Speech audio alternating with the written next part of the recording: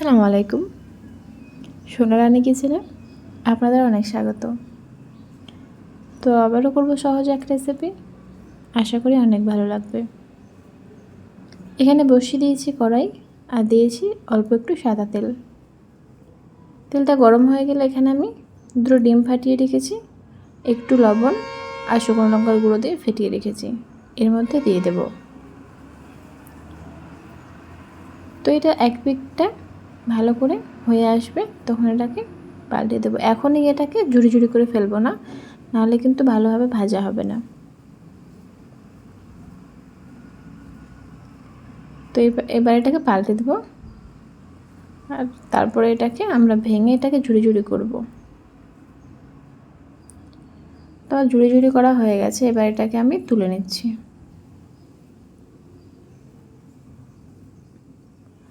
আবারও এর মধ্যে দিয়ে দিচ্ছি সরষে তেল, একটুখানি জিরা দিয়ে দিচ্ছি, এর মধ্যে শুকনো লঙ্কা দিয়ে দেবো 2-3টে, একটা তেজপাতা দিয়ে দিচ্ছি। এগুলো 10 সেকেন্ড নাড়িয়ে নেব ভালো করে। এখন দুটো কাঁচা লঙ্কা এরকম টুকরো করে কেটে দিচ্ছি। কেউ চাইলে শুকনো লঙ্কা বা শুধু কাঁচা লঙ্কা দিয়েও করতে পারেন। তো এখানে আমি আদা আর রসুনকে গ্রেট করে রেখেছি, সেই গ্রেট করে আদা রসুন রাখা দিয়ে দিচ্ছি।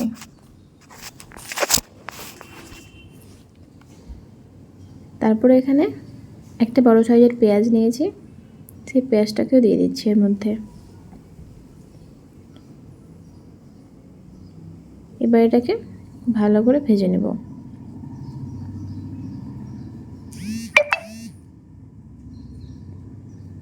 তো এখানে এরকমভাবে যখন ভাজা ভাজা হয়ে আসবে, এর মধ্যে একটা বড় সাইজের টমেটো ছোটো ছোটো টুকরো করে কেটে দিয়ে দেব।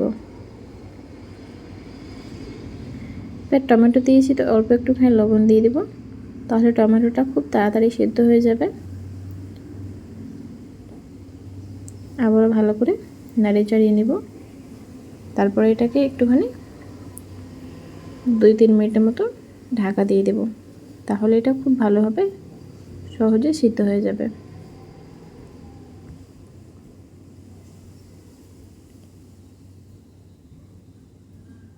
তো এটা এখন খুব সুন্দরভাবে টমেটোগুলো সিদ্ধ হয়ে গেছে।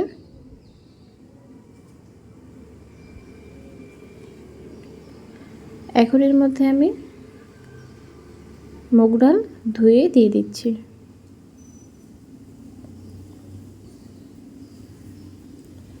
এবার মশলার সাথে এই মুগ ডালটাকে ভালো করে ভেজে নেব। এখন দিচ্ছি এর মধ্যে অল্প একটু হলুদ গুঁড়ো, দিয়ে দিচ্ছি জিরে আর ধনে গুঁড়ো।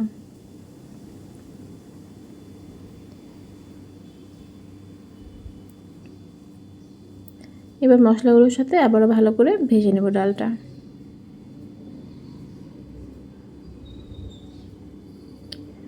যখন এটা খুব ভালোভাবে ভাজা ভাজা হয়ে আসবে, তখন এর মধ্যে পরিমাণ মতো জল দিয়ে দেব। এই ডালটা এরকম জলটা বুঝিয়ে দিতে হবে, এটা ঘন হয়েই থাকবে, এটা কিন্তু পাতলা ডাল হবে না। তো যাতে ডালটা সিদ্ধ হয়ে যায় আর খুব ঘন হয়ে থাকে, ঠিক এরকমভাবে জলটা দিতে হবে। এখন এটাকে ঢাকা দিয়ে দেব, মাঝে মাঝে তুলে এটাকে নাড়িয়ে দেব। মুগ ডাল খুব তাড়াতাড়ি সিদ্ধ হয়ে যায়, তো আবারও ঢাকা দিয়ে এরকম করে যখন সিদ্ধ হয়ে আসবে, তখন বুঝে নিতে হবে এটা হয়ে গেছে, কারণ ডালটা এরকমই থাকবে, এর থেকে আর শুকানো যাবে না, আর এর থেকে জল জল থাকলেও কিন্তু ভালো লাগবে না। তো ঝুড়ি ঝুড়ি করে রাখা ডিমটা এর মধ্যে এখন দিয়ে দিচ্ছে।